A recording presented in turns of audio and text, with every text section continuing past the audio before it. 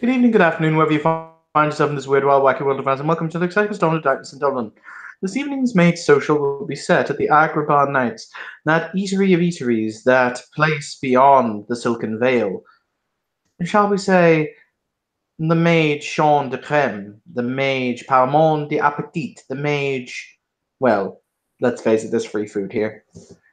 So it is, we will have our intrepid group of people rending and winding their way as they do through their day-to-day lives until it is they come into Agrabah Nights. I will let you introduce yourselves in whatever order. By all means, feel free to do so. I guess we'll just say Daniela currently right now has probably already been there. She actually enjoys the place quite a bit. She's probably either hanging out here waiting for someone to come back, or might be even hanging out with one of the members of the collective. She's currently by one of the. How's what's the seating arrangements like in Agrabah Nights? It's like you sit on the floor kind of situation, or You sit on giant cushions oh, I love it.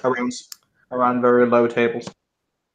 Yep. So she's probably sitting around one of the tables by the side of kind of deep within the restaurant with her hoodie and her baggy pants, and she's just enjoying some of the food that they have here.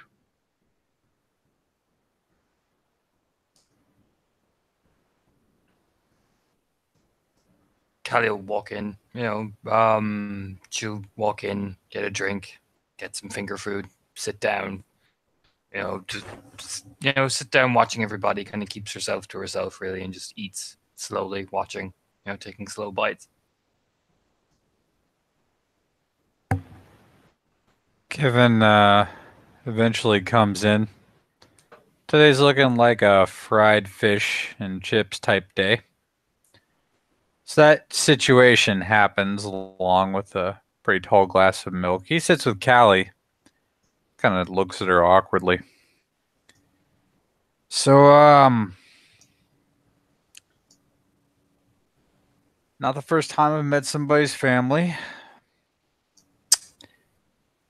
Can't say I've ever had a first encounter with the relatives like that, but that happened. That's my grandfather for you. Yeah.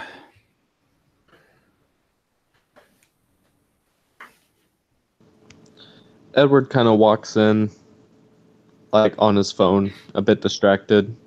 Sees Callie sitting on one of the cushions, and just kind of decides to join her at the table. Friendly smile. She looks up mid-eating. Nods in acknowledgement, like, I see you. He does the same.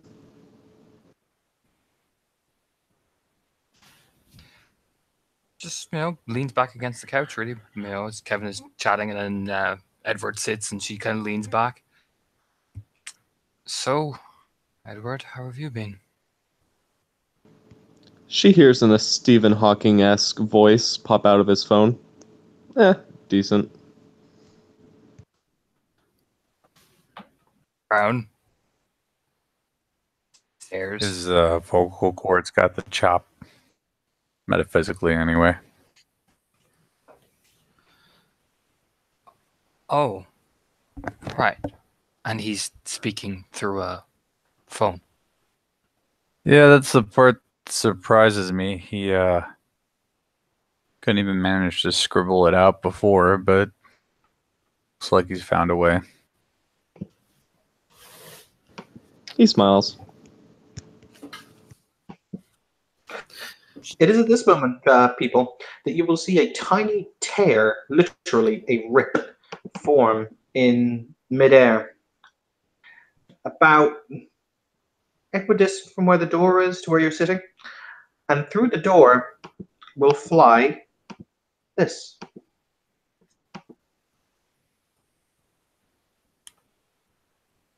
Danielle kind of squint at it.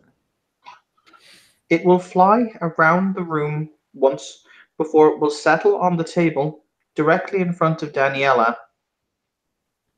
and will kind of hop, hop, hop and bow ever so slightly as its chest opens up with the sound of cogs and twisting metal. Yeah, Danielle kind of look back and just kind of like in awe, just kind of surprised at what's happening in front of her right now. A tiny clawed mechanical pincer moves from inside its chest with a small rolled up piece of parchment. She'll kind of have an eyebrow raise. And she'll say, and she'll take it. Okay. And she will say, thank you. What is this? She'll say to the owl. It's not quite an owl. It's very small. It's roughly the size pictured, but it doesn't say anything. It just kind of pokes its nose towards it, like, read. Okay, and she'll kind of like be kind of careful about it, but she's kind of slowly unfurling the parchment and taking a look. Okay. One moment, sorry. This was her cheat day. Inside, it simply says, Miss Daniela, I would be delighted to extend to you an invitation to the Conservatum of Curiosities at your earliest convenience. Please RSVP with a time and date in the next week that would be suitable for you, and I will arrange whatever transportation is required. Until then, I remain ever your friend, C.M. Hawthorne, Esquire.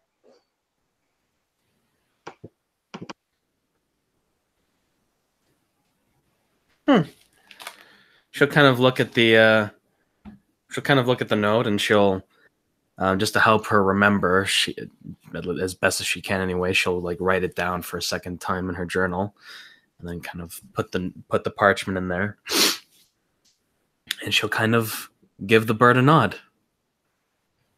The bird appears to be waiting. And it will. Do you want the note back? It did say to RSVP.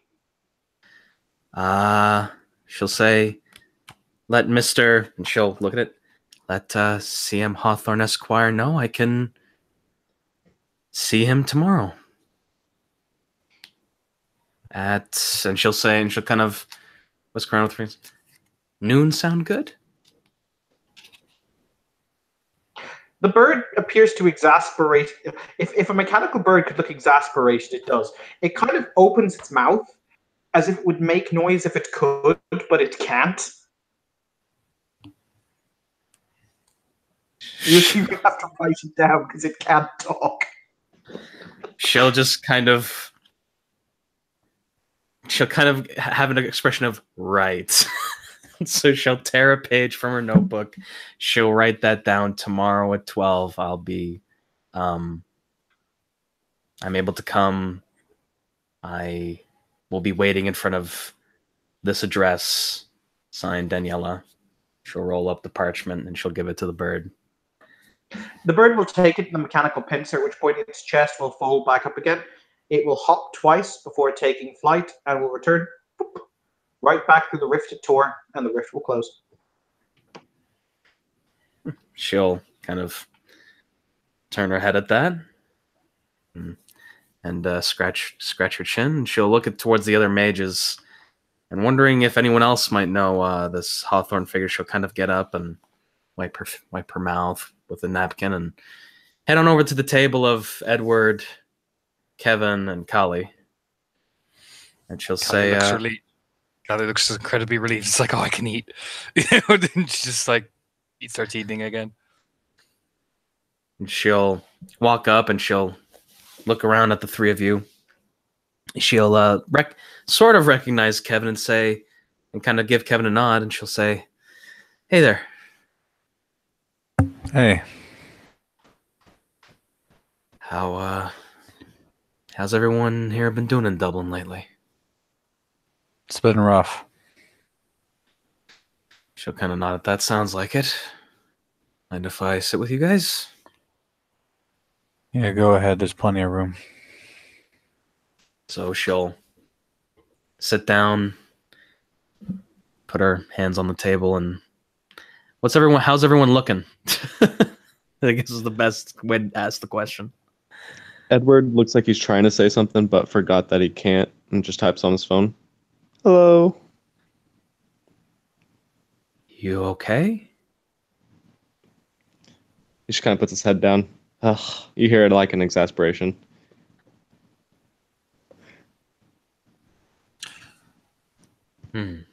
He can't talk, so he has to use the phone box to speak. Ah, got it. Fair enough. You guys, I don't know who that was. I gotta go look at where the gate was that appeared out of nowhere. Do you guys know what the do you guys know who CM Hawthorne Esquire might be? Shrug shoulder. If anyone wants to make an intelligence mage lore, difficulty 8, requiring 3 successes, they can. I can try.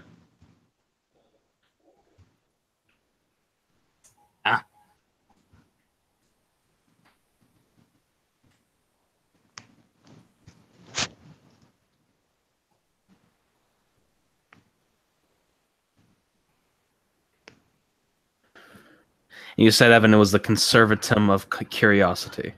The Conservatorium of Curiosities. Well, I'll be 4 successes. Oh, well, okay.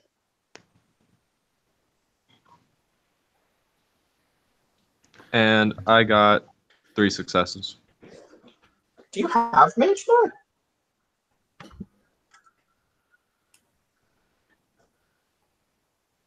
I don't remember. I thought I didn't give you lores because you were newly awakened.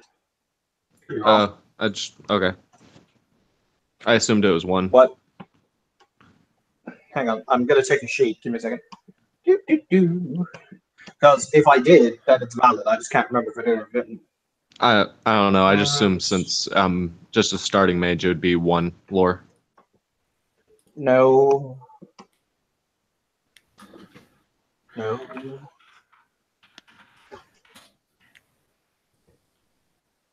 Hey, Evan.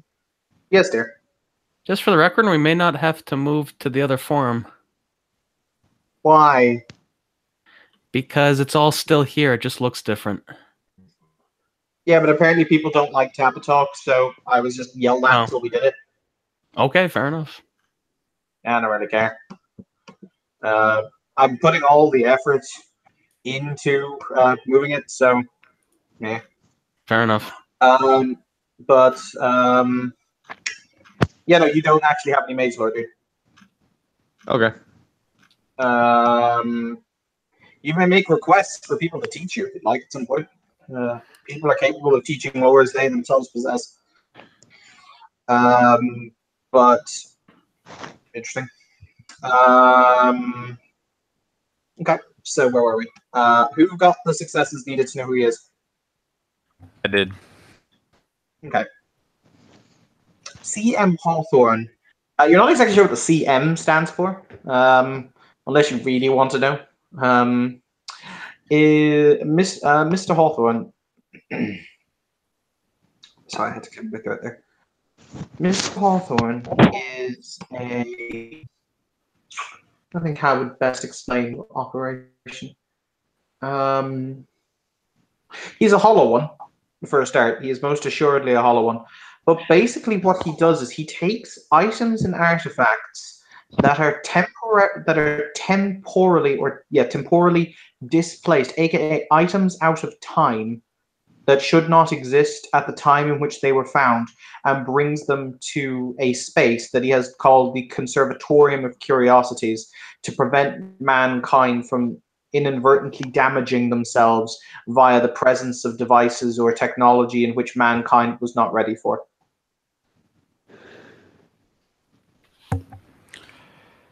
He's a, what do they call themselves? Hollow ones? I think I've heard mention of them. Yeah, well, either way, claims that title, and he's an artifact hunter.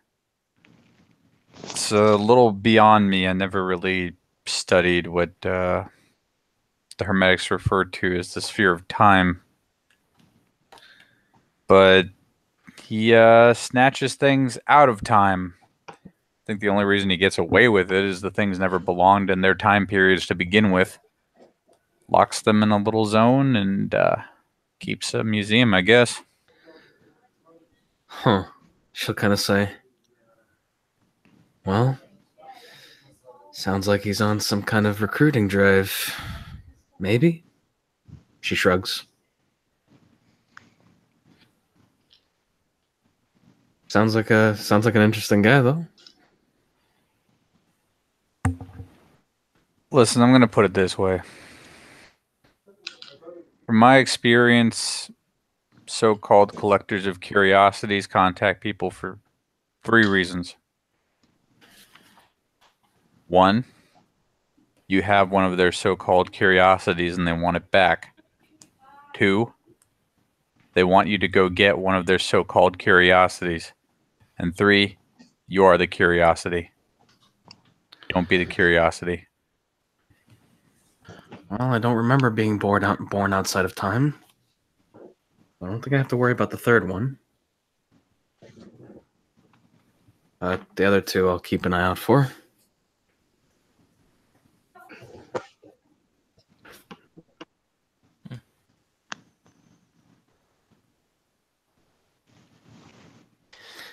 She'll kind of look at all of you a little bit awkwardly and just say, I'm guessing you 2 haven't heard anything about him? Shake of the head. She's eating. Shrug shoulders.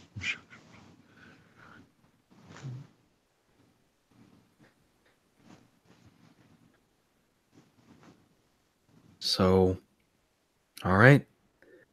Well, I guess if I just suddenly disappear, just let people know I went to see Mr. Hawthorne, or Miss Hawthorne. Don't quite remember. Nods head.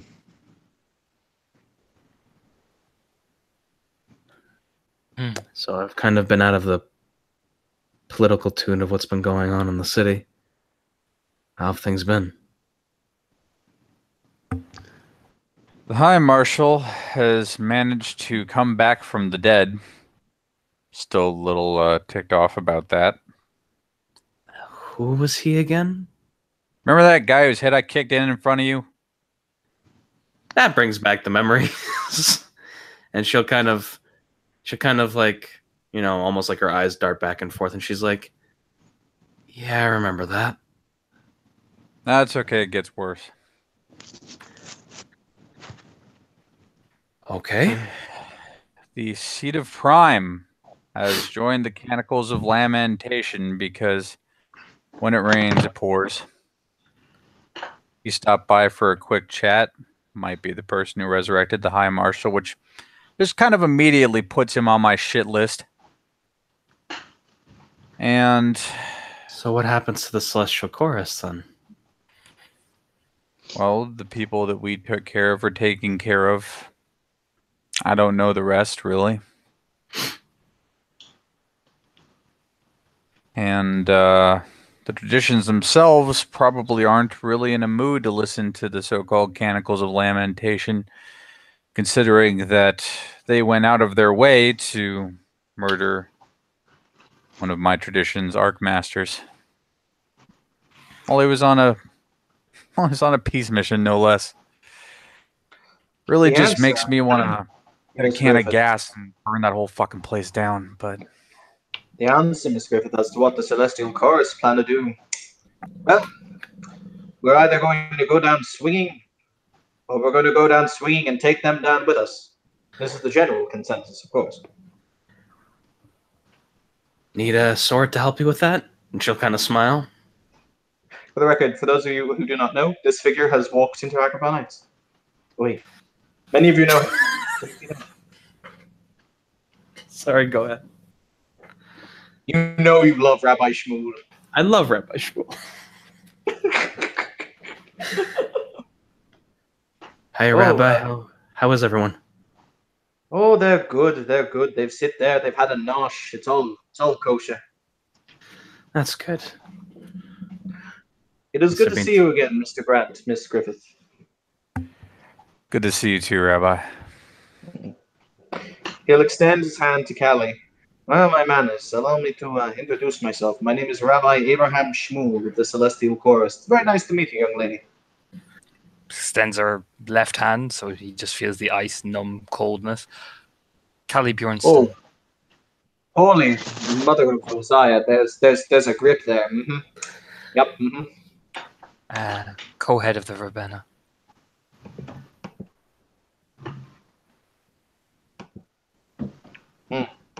And you, young man, as I said, my name is Rabbi Abraham Shmuel. It's very nice to meet you. He extends a hand and nods. What's the matter? Cat literally got your tongue. A fox, He again actually. nods. Yeah. I sense that there's a story there. A fox? It was a very involved evening that ended up involving a lot of things, including law enforcement.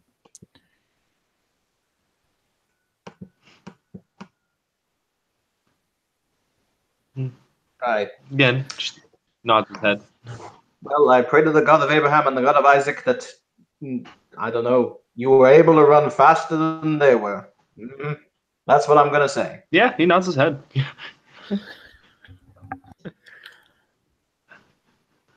Wait. So, what's this about the seed of Prime being taken? I don't quite understand. I don't quite follow, shall say. Well, In this not world, Hmm? oh, go on, Well, dude. let him explain by all means. He can do it.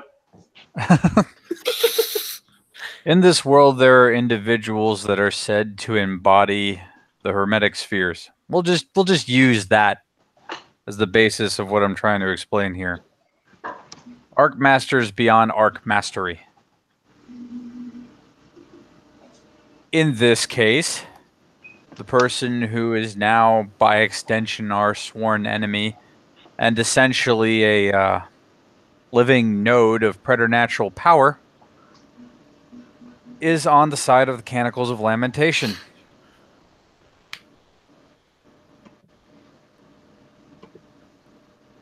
So it's not the traditions who decides who's a part of the traditions, it's the seat? No, it's a little more complicated than that. Tradition Essentially- head. Go for it. Well, once again, if he's going to do it, I'm entirely happy with this. I'm going to sit down. I'm going to have myself some matzo ball soup. It's going to be fine. Continue. Tradition heads come and go. Politically speaking, on different levels in different councils, they run the traditions. Oh, jeez. What's recognized in this individual is a mastery over the sphere of Prime, so massive, so deep, that he can be said to, at least in our time, embody it as a concept. That sounds like quite the moolah of a person. Yeah. And he's sworn to kill us all. If it helps, I've known Lord Isaac for a very long time. I don't think that he's necessarily doing this because he thinks it is right. I think he's doing this because he has been told to do so by the organization and the body in which he has sworn to invest his life. Still, though, when the organization you're a part of might be doing something kind of shady or messed up, I don't know. It might be an idea to think about what you're doing. Miss Griffith, you weren't in the car with me when it was I explained to Mr. Grant and explained to Miss, what was her name? Eliza. That's it. Thank you. That's the one. You weren't there when I explained to you what the Canticles have called the Epiphany, were you? No, that doesn't sound familiar. No, it wouldn't. Apparently, no, I was not there to see this myself. Only a select number of the choristers were during a meeting of the Curia. Apparently, during this meeting, they were given a divine visitation by the Archangel Raphael in order to inform them that it was God's will that those who did not kneel in reverence to his son be purged from it was the Holy Curia, and from his true song. That is why the canticles exist. I know this may sound like a out there question, but did any of them consider that maybe it wasn't Raphael the Archangel? He shrugs. I don't know. They just proceeded to go hog wild and begin Holocaust Mark II. That's an interesting way to put it, Rabbi. She's not sure when she should laugh. I pride myself in my brutal honesty and my fabulous beard. Well, that's definitely something that makes you special, Rabbi. On an out-of-character note, is this or is this not a fabulous beard? It's the perfect beard. I don't actually see Adam's character. Wait. Oh. Can you see it now? Nope. Oh, I mean Evan's character. Oh, Evans. My NPC, but yes. So, She's writing this down. I don't actually know what it is that they saw, what it is that they claim to have seen. And I might never know. However, enough people believe that it was the angel Raphael sent by God the Almighty, the first, the one, whatever you want to call him, that it created this schism. Belief is an incredibly powerful thing. Who knows? Maybe their collective belief made that far more real than it ever could be said. She shrugs. Just a shame that that's how things have to go. Well, no, I don't know what necessarily Isaac believes. And you said that he did. I have a question for you, Mr. Grant. Anything, Rabbi? What did he actually say when he met you?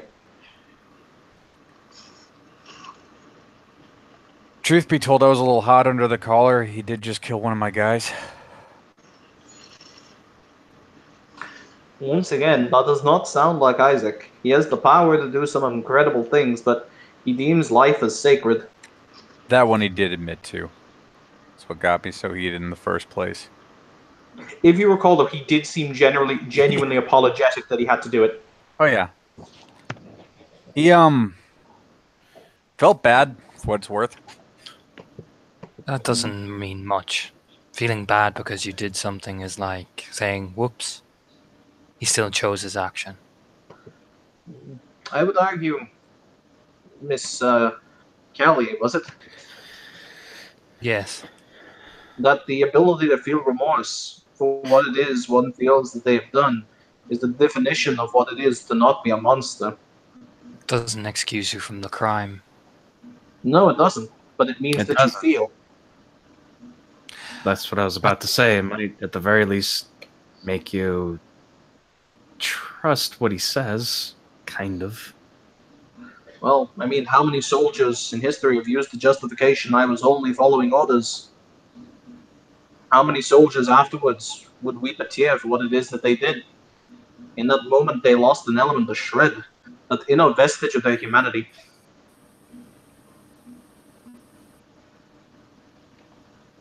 Humanity's gone through a lot. I think what the rabbi's trying to say.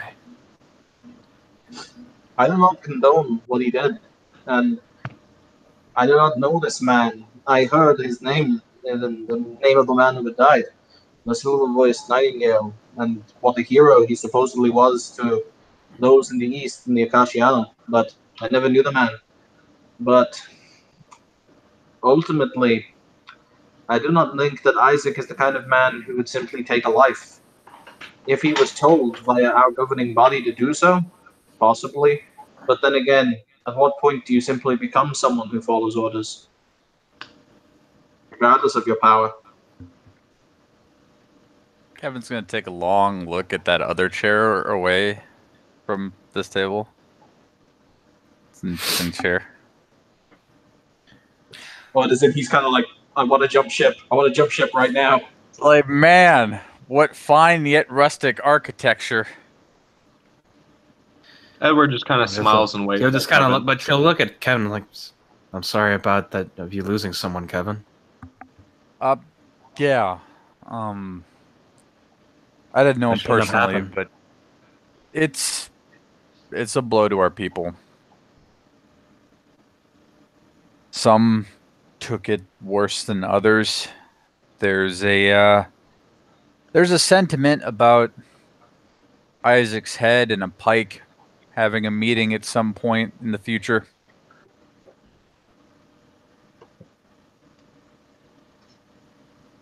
It was a Is this bad day. Is this a typical response from your tradition, Kevin? Buddy, we started a war that burned for 1,000 years on a principle.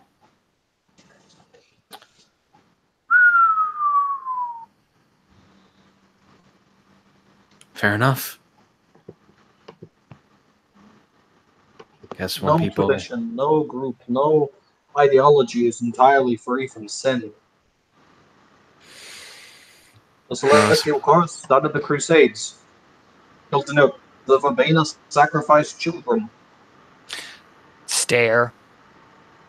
Oh, you want to deny it? That's fine. What is this? Everyone gather around and let's try to understand the people who have started a war with us. I'm not interested in that. They started a war. sometimes, in order for the war to stop, people kind of got to realize that they're doing the same thing. I will not shake hands with men who murder children and seek relish from it. I will not seek peace from those who have killed willingly. There is no peace for what they have done. That's fair. You can just... Oh, sorry, continue. That's fair. But wars usually bleed out into the common man, woman, and child. And sometimes, in order for them to get stopped, to stop hurting and suffering, the two sides who are fighting need to stop and realize what they're really doing. Your people are being massacred right now. She'll like stare at Daniel pretty hardcore. And you are talking about worrying about the common good. Worry about your own survival first before you start worrying about the aftershock. Edward just kind of pats Callie on the back. I guess I try to do both, that's all. Not the best at it. But at least gotta try.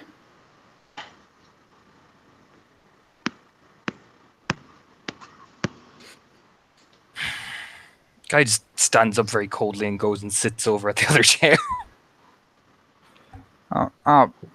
Baby. And Kevin gets up.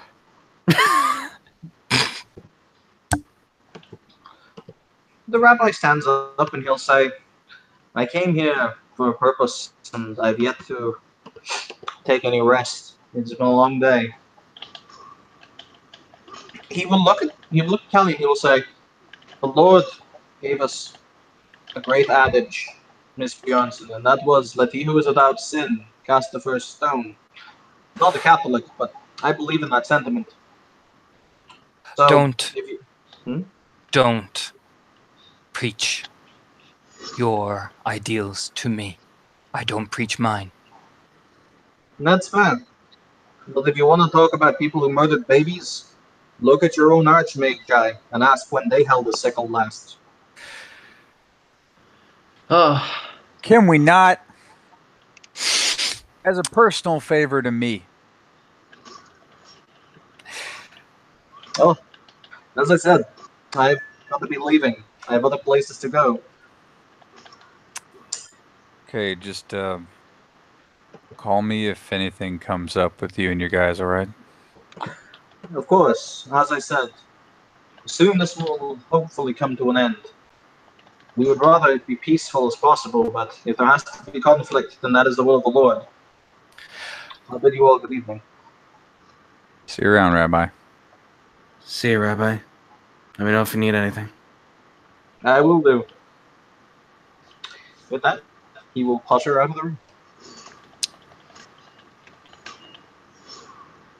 And Kevin will go over to Callie and just kind of, he's not going to sit down. He's just going to be leaning over all awkward. Hey, Yes? are you going to be home later? Probably. Well, I'll be around later. Just put on a pot of coffee and break out the burn ointment, I guess. I'm going to go do something stupid. Nod. And he gives her a pat on the back and heads out. And if we're all happy to leave it there, I can stop doing Rabbi Shmuel's voice. Wait. Oh. Wait. I think she'll just I think last thing Danielle will do is just she'll kind of give a nod to Edward and say, "Well, I guess I'll see you later, friends." He gives He gives a nod back. Okay. You look at Kali, and as she's leaving, she'll say, "And try to hurt you, Kali. Just don't want people to get hurt. That's all." Takes a long breath. The next time your rabbi speaks to me in such a tone, I will not speak kind back of a organization's whose leader hid when his people were dying. The next time he asks for aid, there will be none. The next time I have to endure someone mock my tradition, there will be none. Fair enough, but I think where the rabbi was coming from was that I guess we all have some hazing to do. The rabbi is coming from a position of peace, which he will not understand the position of war. Either make him understand or fall by the wayside. She keeps walking, quite angrily. See ya, Kali. Edward just kind of gets up and charles along out as well. And with that, we will call our scene. Thank you, players, for doing the playing thing. Thank you, watchers, for doing the watcher thing. I'm going to go before it is I have to, get schnitched. I assume that's a word. If not, that is.